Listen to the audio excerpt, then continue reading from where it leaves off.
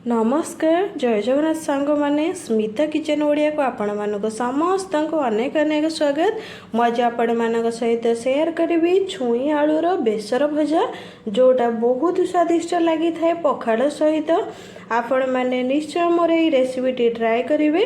आशा करुँच आपण मानक रेसिपीटी भल लगे। जदि भल लगे मो चैनल को लाइक करेंगे, सांग मान सहित निश्चय शेयर करेंगे। आउ जदि मो चैनल नुआ अच्छा प्लीज मो चैनल को सब्सक्राइब करने को भूलें। आउ जदि एमती नुआ नुआ वीडियो नोटिफिकेशन चाहते ताले बेल आइकन को प्रेस करने को भूलें। एवं चलते देखा आज रेसिपी। मो छुई आलू को भल से धोई नहीं आलूर छुईर चोपा छड़े नहीं। आपण मैंने आलूर चोपा निश्चय छड़े देवे, ताहले बेसर देके भाजिले खाइबा को बहुत स्वादिष्ट लगे।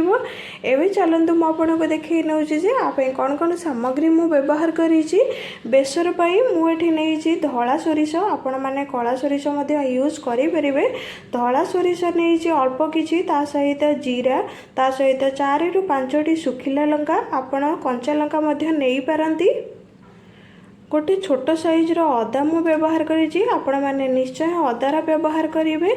एठी 6 ରୁ 7 कलार रसुण मु यूज करी। एको एबे भल से आम ग्राइंड करी नबा। अल्प पानी देके आपण मैंने ग्राइंड करेंगे।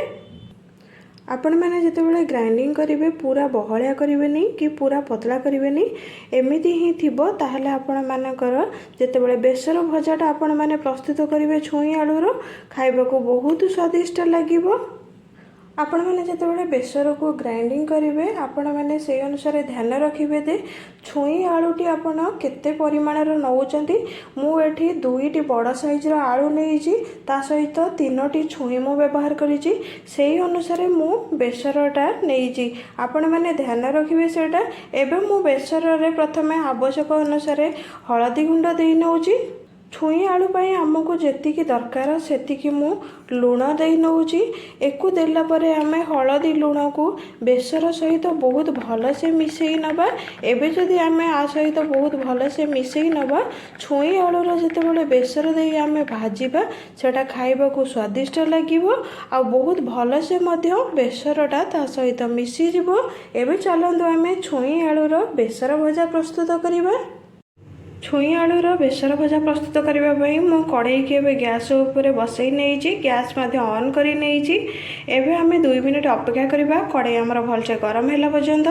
एवं आमर पूरा 2 मिनिट हो गलानी कड़ई आमर गरम हो गलानी। ये टाइम आपण मैंने गैस फ्लेम टी मीडियम रे रखिए। एवं मु आवश्यक अनुसार तेल दे नौची। एठी मु सोरिष तेलर व्यवहार करी। आपण मैंने चाहिए रिफाइन तेल व्यवहार करें किंतु सोरिष तेलटा रिफाइन तेल अपेक्षा खाइबा को बहुत स्वादिष्ट लगी थाए। एवं आम तेल देला परे एवं आम जो छुई आलू को रखी ताकू एवं पकई नबा। एथिरे आपण बिल्कुल अलग किसी भी पकईबेनी। छुई आलू जो काटिक रखिए से पकईबे। छुई आलू को पकईला परे एवं आम जो बेसर रखी ग्राइंडिंग करके ताकू एवं आउपर दे नबा। आपण मैंने बेसरटा देला परे एकू धीरे धीरे करके बहुत भल से एमती मिसई नेबे जेमिति बेसरटा छुई आलू सहित पूरा भल से मिसी जाइबो।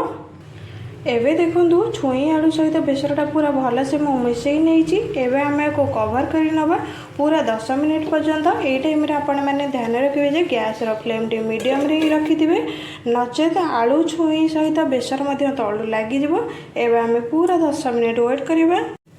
एवं आमर पूरा 10 मिनिट हो गलानी। एवं मो कवर को काढ़ी नौची। एवं ये टाइम रे आम गैस फ्लेम टी पूरा लो को नहीं आसवा जमीती कि आमर जेहेतु आलू सीझी जाइए। देखो आपण मैंने आलूटा आमर पूरा भल से सीझी जाइए आम आउ कवर करवानी। एवं आम पूरा लो फ्लेम रे आपको पूरा 10 मिनिट पर्यंत रखा। एवं आमर पूरा 10 मिनिट पुणी हो जाइए। देखो आपण मैंने बेसरटा छुई आलू देहरे पूरा भल से लगी जाइए। आउ एमती टिके पोड़ पोड़ हवा दरकार ताहले खाइबा को बहुत स्वादिष्ट लगे। आपण मैंने पखाड़ सहित खाइले से आपण मैंने ध्यान रखिए जे कवर काढ़ला आपण मैंने तल ऊपर करी हल्का हल्का टिके भाजी नेबे ताहले बेसरटा बहुत भल से छुई आलू देहरे लगिज। एवं आमर छुई आलू बेसर भजा पूरा भल से हो सारे। एवं आम गैस को बंद कर नबा। चलते एवं सर्व करिबा।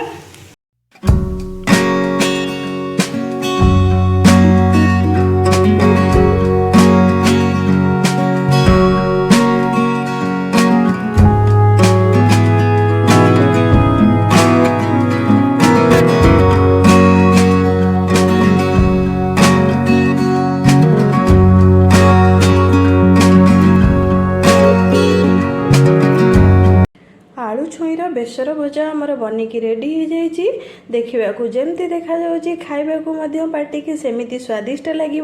आपण मैंने निश्चय मोर ये रेसिपीटी ट्राए करेंगे और पखाड़ सहित तो निश्चय खाइबे। आशा करुँच आपण मानक रेसिपीटी भल लगे। जदि भल लगे मो चैनल को लाइक करेंगे, सांग मान सहित निश्चय शेयर करेंगे। आउ जदि मो चैनल नुआ अच्छा ताले प्लीज मो चैनल को सब्सक्राइब करने को भूलें। आउ जदि एमती नुआ नुआ वीडियो नोटिफिकेशन चाहूँगी ताले बेल आइकन को प्रेस करने को भूलें। एवं रोची जय जगन्नाथ। आसबि आ गोटे नुआ रेसिपी नहीं। नमस्कार।